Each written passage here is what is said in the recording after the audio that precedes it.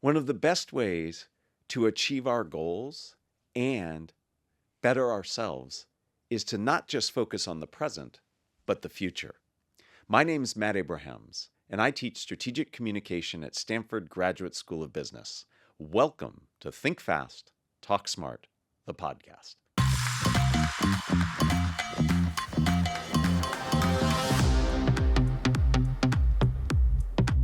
Today, I look forward to speaking with Hal Hershfield. Hal is a professor of marketing, behavioral decision-making, and psychology at UCLA's Anderson School of Management. He is the author of Your Future Self, How to Make Tomorrow Better Today. Hal, thanks for joining me. Hey, thanks so much, Matt. I'm excited to chat with you. I'm super excited as well. Should we get started? Let's do it. Excellent. Your most recent work focuses on our future selves. I'd love for you to describe what you mean by future selves and share with how thinking about our future selves can help us in the present. Sure, yeah. So when I say future self, I really mean any version of us that exists at some later point in time. I mean, so look, that could be tomorrow. Right. But for the most part, we're really talking about a self that's tied to some goal later on, right? So if I want to be healthy in 5 years so that I can continue to, play roughly with my kids or whatever, Right. That's a goal in 5 years. That's a future self in 5 years, but there's multiple selves along the way. Your question about how that relates to well-being now, the big idea is that if we can sort of tap into the feelings of our future selves, then we can do more that benefits them, which may make our lives easier now and later. So it's really the next step or the next several steps, and then we can think about that and make changes today that'll help us in the future. That's exactly right. And I think, it needs to be said that some of those changes aren't necessarily easy. I mean, this falls into anything we talk about when we think about self-control, right? I do like to consider how the changes we make now, especially in the self-control realm, they don't have to be just sacrifices now, right? There can be benefits to doing the, quote unquote, harder thing right now. It's not just that it's like all pain now and then gain later, right? I think that's a really poor framing. That's not going to get anybody to do the things that they, say that they want to do. Right. One of the ways you frame this whole discussion is time travel. Yeah. And I love that idea of we have to think of time travel. And you mentioned now one of the mistakes we make in time travel is we feel like everything now is pain for the future gain. Are there other mistakes that we make in this future forecasting time travel that you're talking about? Yeah, absolutely. Right. And so, I mean, probably we should just clarify when I say time travel, I really mean mental time travel. Of course. And of course, I think that's obvious, right? But I think it needs to be said because it's a weird concept. Right. But yeah, there's a bunch of mistakes. One mistake is that we almost fail to even consider the future. It's not like people don't know that it's coming, right? But if pushed, there are many times when we may actually sort of ignore it to some degree. There are other times where we do consider it, or we tell ourselves that we're considering it, but we don't do it on a very deep level. Right. So procrastination is a great example of thinking about the future, but doing it at a very surface level. I tell myself, I will do my taxes. Next week keeps coming and I haven't yet done them, and eventually I'm going to have to do them. And then there's another version of this mistake where we do think about the future, but we don't consider that our future interests may change. And we almost overly project our present day feelings onto a future self in a way that's unfair to that future self. It's like the analogy is like getting a gift for a friend or partner that represents something we'd want, but not something they'd want, because we're not really thinking about them deeply. Right. So how do we avoid that? So I know I procrastinate at times. Many people listening are procrastinators. What's your advice on how to manage that? And the other thing of not really considering the changes that happen to us in the future. One of the first things to recognize, I would say, is that I think it's okay to actually think of our future selves as if they're different people from who we are now. In my book, I talked to this guy, Tim Pickle, and he had this great thing he said to me, which is that, if I don't want to do the thing now, there's no way that future me is going to want to do it. And in some ways, you compound the pain by putting things off, because procrastination, by definition, is not doing something and recognizing that you're harming yourself by not doing it. right? Right. So when I put off doing my taxes, when I put off cleaning up the desk area in our house, I'm picturing it right now, I know that I'm making life worse because it's getting harder and harder to do the thing I said I was going to do. Right. And I'm making life more difficult for my future self. So it's like if I just do the thing now and Right. then I can save my future self some pain and I can save myself some pain right now. And it obviously it's like a lot easier said than done, right? Right. But I do think that part of the solutions here are the recognition that the future self is another person, and it's hopefully someone who we should care about and feel some responsibility toward. You know, would I inflict pain on a loved one? Right. That future me is sort of like that loved one. I like that idea of seeing ourselves as not ourselves, but somebody else. Right. I use this technique and recommend it to people when they have to watch recordings of themselves Yes. and then give feedback. I say Yes. it's much easier to imagine that's somebody else, and what feedback would you give that person versus yourself? And you're right, we would treat that person with kindness in a way that we might not ourselves. Right. So I think that's a great idea, and one that I can deploy a lot. I have found in my life that procrastination actually has a built-in incentive. It gives you an excuse, right? So when I put off preparing for a communication or a presentation I have, and then it doesn't go as well as I like, the reason it didn't go well is I didn't prepare. So there's this built-in advantage I have, and I have to get over that because part of that gets in my way as well. Yeah, and I think that concept of self-handicapping is so interesting. And I've done it. Right. I've done it too for presentations, you know. Right, and it's like, well, I know I should be practicing. I should be doing whatever. And it's like, it didn't go as well as I thought. Well, you know, I didn't give myself the best shot, so it's not on me. Right. Exactly. And then I can attribute whatever quote unquote failure to the situation and not to myself. And somehow that's an easier pill to swallow. That's right. Right. In some ways, it's the type of time traveling you're talking about, but in reverse. I'm saying, well, only if I would have. Yes. Yeah, that's interesting. Exactly. When it comes to getting in touch with our future selves, do people vary in their abilities to do this? I know when I was in college, in school, I studied with Phil Zimbardo, who was a guest on this show, and he studied time perspective, and people are oriented differently. Some people focus more on the past, present, or future. Is it temperament, experience? How can we get better in touch with ourselves? Yeah, I think it's so interesting that you brought up his work because it's closely related. You know, in my own work, we've found that people do differ in how connected, how emotionally invested they feel in their future selves. Right. The way I think about it is it's sort of like any other trait that we have. Some of the input is almost innate, if you will.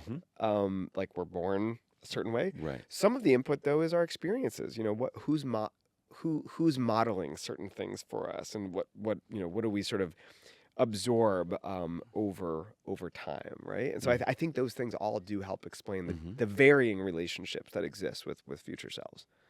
Are there things we can do to get better in touch? So there's a couple of techniques that I really like. If we're thinking practically speaking, one technique that I particularly love is a conversation that you can create between your self now and your future self. So I love the exercise of writing a letter or an email or a note or whatever it is to your future self, and then writing one back. Oh, wow. When I do teaching, especially for adult learners, I often have people start by writing a letter to their past self. Oh, interesting. So I'll have them write a letter to themselves 10 years ago to almost grease the wheels, because it's a weird thing to do this. And I fully recognize, this is slightly uncomfortable to have this, like, you're stepping back, you're confronted with like values and, mistakes that I may have made, and also things that I might be proud of. So I like to have people write a letter to their past self and then write a letter to their future selves, call it in 5 years or 10 years, and then do the reverse, write a letter back. Give me an example of what you might put in one of these letters. What are some of the mistakes you've made? What are some of the things that you're proud of? That's looking back, right? Moving forward, what do I want to accomplish? What are some of my goals? But not just that, what do I want my life to look like in 10 years? Because there's a danger in this exercise of being too anchored on the present, which is why I think it's really important to do the letter back. But part of what's really important here is to make it concrete, right? So what do I want that future self's life to look like? And then in the letter back, really talk about, okay, how are you spending your days? Not a general, I'm happy and things are good with my family. That's just too abstract. Like, what does a day in the life look like? Right. Of your future self in 10 years or of 20 years or whatever time period we're talking about. The reason I think that's important is because we know that vividness is the type of thing that really provokes emotions, and emotions are the things that drive behavior. Right. And so if we can just turn the dial up on a vivid perception of your future self, that can really help connect, who you are now with who you will eventually become. So being very concrete and specific. I love this idea. I mean, obviously, as somebody who studies communication, of having communication with yourself. Right. And I like the idea of writing to the future self and then imagine the future self writing back. And I can see how that one helps separate me from my future self, but also can help me focus on what's important. I think you hit the nail on the head, right? Because I think to some extent, this boils down to a conversation of, there's urgency and there's importance. We know, this dichotomy, right? And it, I think so often it's easy to get sucked into what's urgent, right? Mm-hmm. And we can we are really good at making exceptions for the day by day. So, I didn't get to the important things today, but there was 5 fire drills, 5 fires that I had to put out.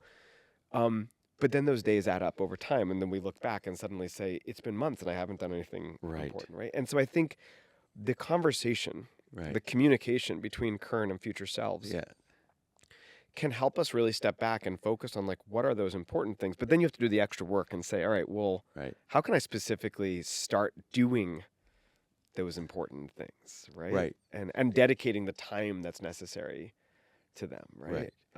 I certainly want to come back to this notion because part of what you study is how do we set goals and achieve them, and I want to come back to that because that is a goal. I love that we're having a conversation about the communication we have with ourselves. We so often on this podcast focus on the communication we have with others, and the communication we have with ourselves, as you're demonstrating, can be very helpful. Yeah. I see a potential concern, though. What happens if I have this vision of my future self and I don't achieve it? Right. That to me could be disappointing and maybe make it so that I don't want to continue to have those aspirations. Have you looked at having those goals that don't come to fruition for whatever reason? I love this question. So, from look, I'm a research scientist, and I have not examined that in like an empirical way. Right.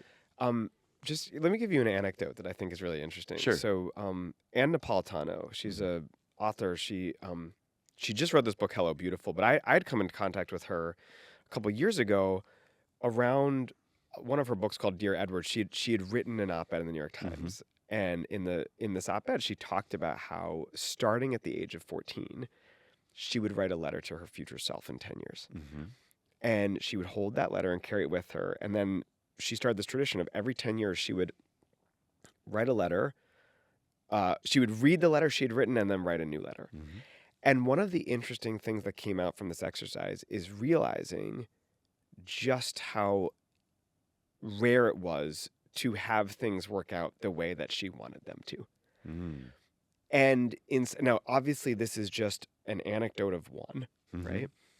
But she talked about how she has this beautiful moment in this essay where she says when she was 34, nothing about her life was the way that she wanted it to be when she was 24, and yet she was so much happier than she had been. Right. And she said, oh my God, my goals were so focused on externally relevant things, and rather than like what I wanted.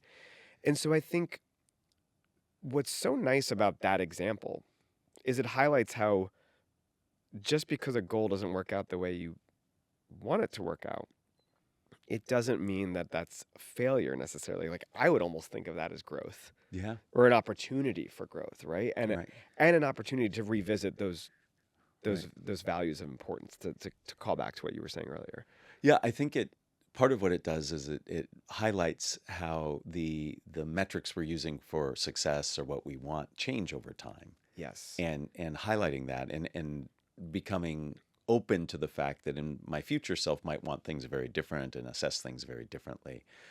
I certainly see that in my parents as they age. What's important to them has changed dramatically, and what's important, and if I can remind myself of that, it can be helpful. Yeah.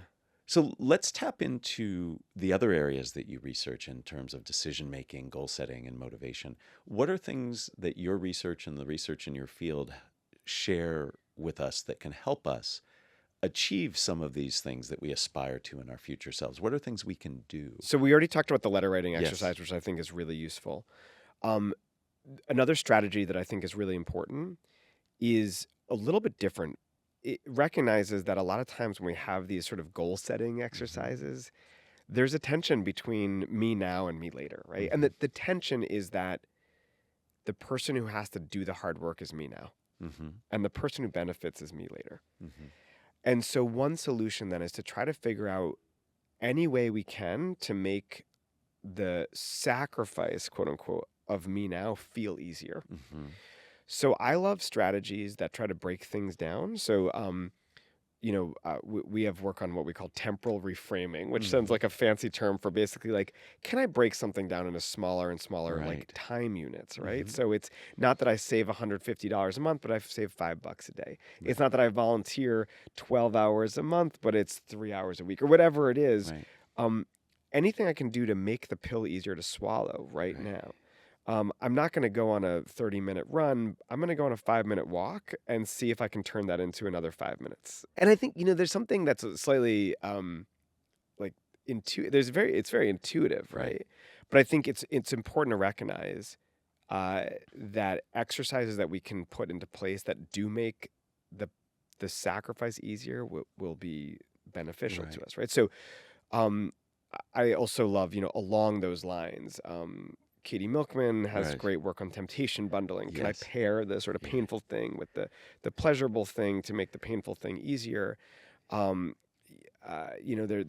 newer work by my colleague at UCLA, Ali Lieberman, on what's called tangential immersion. The idea there is you have to be specific about the match between the painful thing and the pleasurable thing. So, she uses the example of brushing your teeth. You're supposed to do it for 2 minutes. Right. A lot of people don't. And it's a really important thing because there's all sorts of other health benefits to doing this, right? And so she talks about, if I pair my brushing my teeth with like a really engaging movie, I'm going to stop brushing my teeth because the movie outweighs the teeth brushing. Right. If I pair it with something that's like not that engaging, that's also not going to work. And so it's like trying to find the right level of engagement for the task can help me sort of maintain whatever the thing is that I'm trying to do, right? So I think that's really relevant. If you want to talk about other practical strategies, another one that I really like is trying to think about commitment devices that I can put into practice.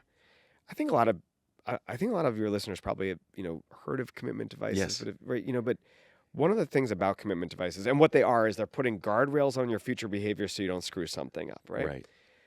We've known for decades that they're really successful if they're adopted. Right. The hard thing is to try to get people to adopt them. So I'm working on this exact problem now with one of my PhD students, Megan Weber. One of the techniques we're using right now is to remind people that the obstacles they've faced in the past will be the same as the obstacles they'll face in the future. Right. So we'll ask people, think about the things that made it difficult for you to study or to finish your presentation or whatever before. Check off the list. Now, which of these things do you think will be present in the future? And I think people have this aha moment where they say, oh, yeah. Right. It's going to be the same stuff. The future isn't somehow going to be a magic time, And then from there, they're more likely to want to adopt commitment devices. We're trying to see if this holds in like real world settings, right? But that's sort of cutting edge way to think about this. So I like that, again, it's doing what you said. It's that time travel. Take yourself from the present to the future, and we have that aha moment. So a lot of this is framing. A lot of this is how can we pair what doesn't bother us as much with something that is more difficult. We've definitely talked to Katie and Suchi Huang and others about how we do that kind of thing. This has been an awesome conversation. We end every one of these episodes with the same 2 questions, and I come up with one unique for you. Are you willing to answer those questions? Let's do it. So I notice, like me, you wear a biometric ring, and I'm fascinated by this as somebody who talks about our future self and our goals. Talk to me, not specifically necessarily about the ring, but what do you do in terms of knowing yourself today to help better in the future. This helps me know a little bit more about myself in terms of health. I'm curious. I mean, it seems interesting to me that you do that. Um, you've now opened up the floodgates, right? My wife has basically put a moratorium on me talking about, oh, my sleep score wasn't good last night. Right. So just, specifically to the biometric ring, I think it's exactly what you said. I love the way that you can actually get a full picture of your data right now, right? And the reason I love that is because it goes back to something I said earlier, which is that I think it's really easy for us to make exceptions out of any one day or any one night or whatever it is. And part of the value of tracking your behavior is that you see how the different points in time connect to each other. Right. And you can see how, I ate late last night. Like it's not just impacting me last night; it's impacting me over time, right? Right. So, look, this is an area like outside of the ring. It's an area where I'm trying to improve. One thing I'm trying to do more of is, almost like an audit. Yeah. I'm trying to do it more quarterly. Because too often, it's easy to not do it. Right. So I'm trying to do this at home, right? Right. How are things going? We have 2 little kids, and it's like, you know how it is. There's all the different stressors that arrive, and let's do a check-in and see, like, okay, how are things going? Right. What could I be doing differently? I need to. I haven't done it yet. I need to do that professionally too. Right. It's something I would love to do. Right. And so I think that would be that's a good goal to have. I think and I'm sure you'll find lots of ways to support yourself in achieving that. I appreciate your candor there. When I look at this, I am somebody who is a big fan of reflection, and in order to reflect, you need data and you need information, and you also need feelings as well. And things like biometric rings and other things give data that can then help you inform the decisions you make. Yeah. And so I find it useful, and I appreciate you sharing. Question number 2: who is a communicator that you admire, and why? Okay, I'll give you one. This is on the academic side. Sure. So Wendy De La Rosa, she's a professor at Wharton, a relatively new professor, and she has become, I think, one of the go-to experts in figuring out how to communicate information to get people to change their decisions for the better, specifically people who are on the lower income end of the spectrum.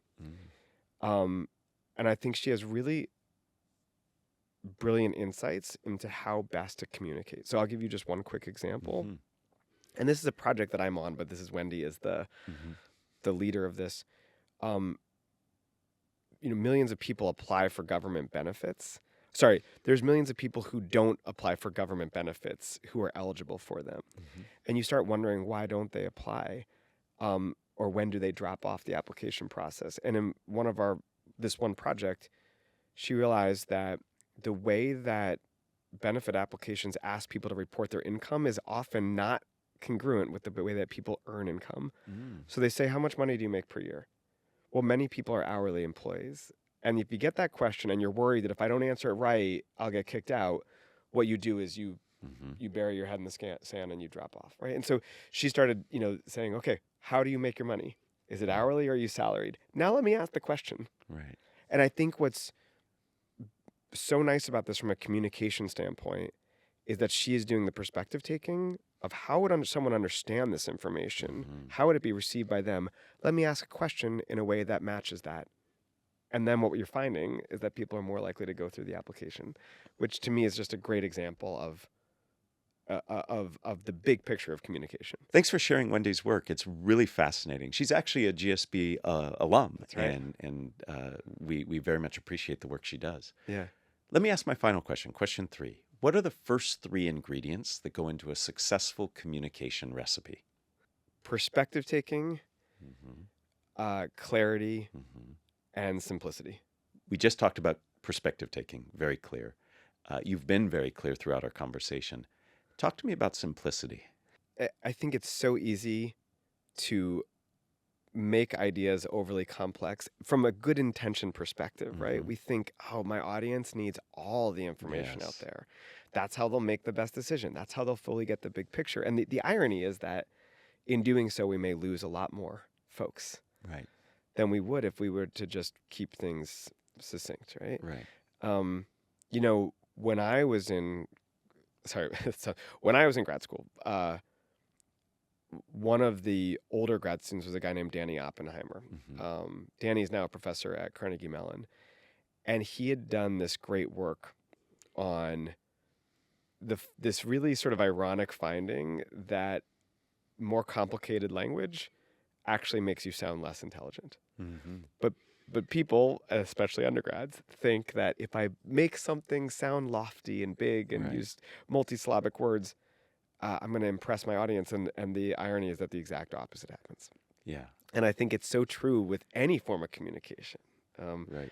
By the way, I do a lot of work with financial advisors, and I find that from the best place, they want to try to give all the information possible to their clients, and that just ends up turning the clients off, right? So it's trying to keep it simple. Yeah, the notion of just focusing on the bottom line. And when we had Dan Pink on as a guest, he said, just talk like a human.